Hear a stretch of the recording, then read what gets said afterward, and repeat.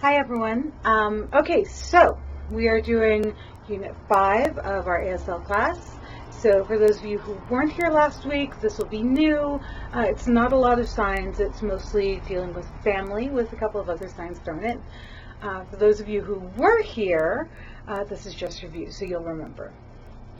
So first thing we went through was negatives. So one of the things you'll notice with all negatives is that you always shake your head. So you just shake your head no. The common negatives that we already know is no and not. And that's just across the chin. And again, shake your head. You don't actually have to touch. Some people are having difficulty with touching and shaking at the same time because you feel like you're going everywhere. So you can just be close and shake your head no. And that's fine. That's perfectly fine. One of the other signs that is used for a no, and this is very specific to ASL, in English, when someone says something like, do you have any M&Ms? You can say no, or do you have any sisters? No, I don't. In ASL, it's a different sign. It's literally the sign none or 0. So instead of saying no, I don't have any, what you're going to sign is this. So just make 0 hands, O's. You're going to cross your hands or put them on top and then move them aside. And that literally means nothing. So it means you don't have any. So you have milk. No. As you can see, I'm going through the book as we talk, so I apologize for the very weird review. Okay, so we talked about family during class, so here are some of the key phrases that we discussed. So the first is asking if you're married. I'm sorry, I just said, are you my husband? Okay. So remember, when you're asking a question, again, you lean forward, you're going to look forward, and your eyebrows will either go up or down. And there's some grammar for that, but really it's just whatever's comfortable that's going to get the point across that you were in fact asking a question. So, you married you? So the response that we were given, you could respond yes or no, but the response we have in the book is no, that you're not married. So I said no, I'm not married. Next question, do you have any children? Now you'll notice that a lot of questions end and begin with the word you. That's not required, it's more formal. You can just do it at the beginning and that's fine. So, you have children. It's like you're patting the heads of your children. You. So we're going to again respond in the negative. So you'll notice again, we didn't say no. We didn't say we do not have children. We said no, I have 0 children. So that's our reuse of that. So here's one where instead of giving a yes, no, you're asking for a specific amount. We're going to ask how many brothers or sisters you have. So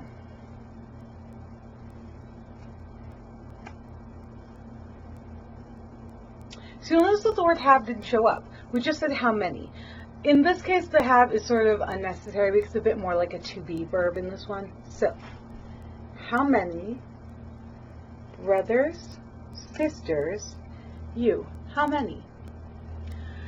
And you'll notice that I moved my body. Because I was talking about two different groups, brothers, sisters, I will denote them, because if you say you have some, I might simply point in that direction instead of re-signing brother or re-signing sister. So it's just sort of a lazy man's easiness. It's like he or she or they. So in this case, we're going to tell how many of each we have.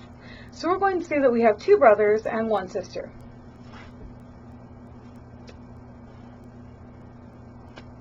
So you notice that even the respondent is going to use these same directionals. So we just said 2 brothers, and again we're over here. We're pointing in the same place we were before, and 1 sister. And now we're going to ask if you live with someone. So in this case we're saying you live alone. The other version is you live with who? So I'm assuming you live with someone. So there's your key phrases. Now let's go into vocabulary. So again, this is mostly going to be family, parents, grandparents, aunts, uncles, everything like that. And I apologize if I get out of frame in either way. I'm still new at this, so sorry. All right, so first, family. You make the F hand, you're going to touch the tips, bring it around like a circle, and touch the pinkies. Family. Okay, so then we have father and mother. And it's just a tap. So now we're going to talk about son, daughter. Again, remember the top of the head, basically eyes up, is going to be the masculine, eyes down is going to be feminine. So a lot of sons are going to be the same, just masculine, feminine. So, son, I'll do that sideways, and then daughter.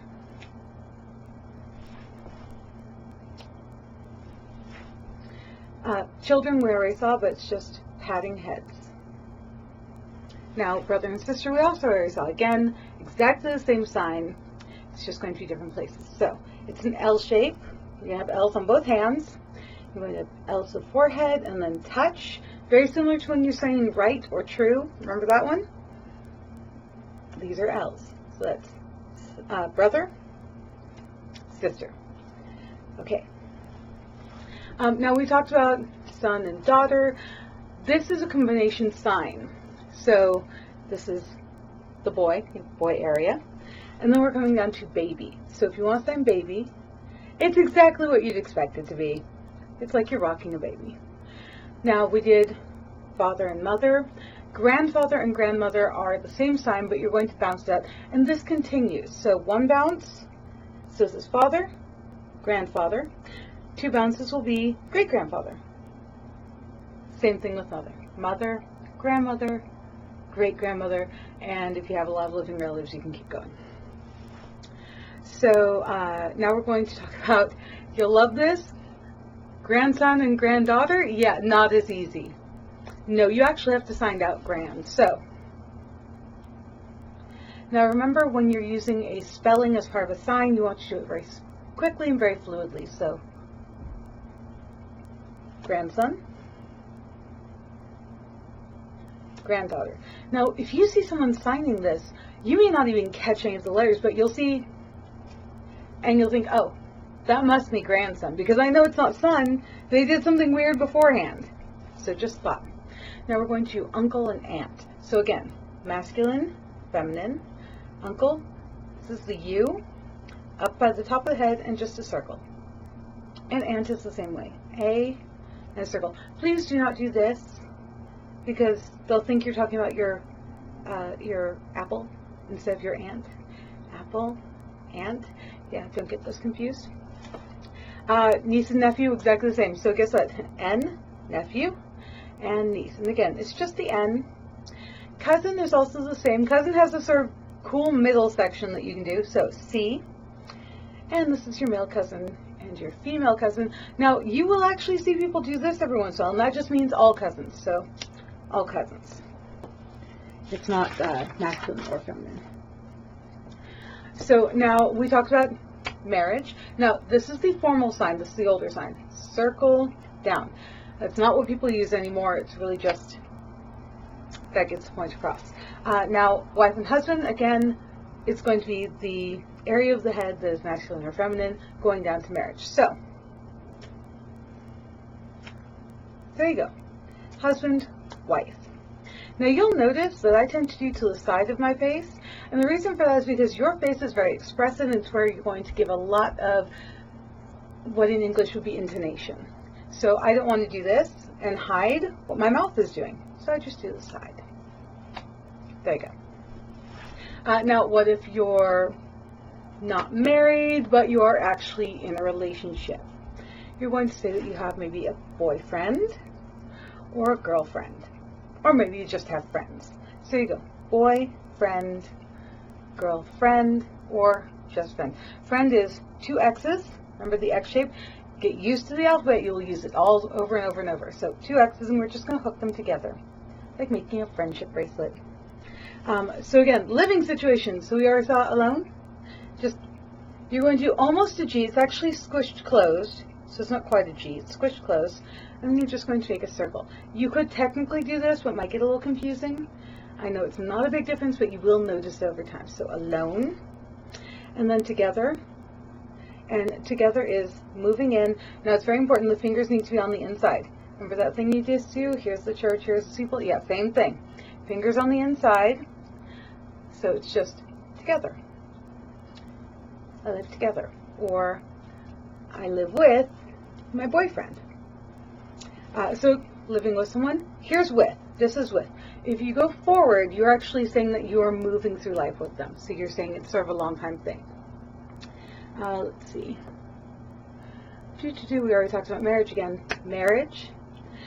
So here's some life expectancy, life situations. So, and I'm going to use a little high because my stomach is completely cut off. But if you're going to say someone's pregnant, fingers over. See how the fingers are over in this case, not under? Yeah, that's why you want to be careful, because you don't want to be telling someone you live with someone and they're going to go, oh my God, when's the baby due? Don't get them confused. So, now the older sign is together, and you would actually push out a little bit. It's like you're resting your hands on your pregnant stomach. Again, people get lazy, so it just sort of shortened down. So there you go, pregnant. Giving birth. So you're going to have your dominant hand, in this case my right, is going to be at the back and coming out. Yes, it is incredibly graphic. It's very visual, as is all of ASL. Let's see. So we talked about someone being pregnant and giving birth, and of course after you've given birth, your child is going to grow up. And it's exactly what it looks like. Hand on top of the head, head is moving up because they're growing. So there you go. Now maybe you were married, but you guys decided you really hate each other. So you're going to get divorced.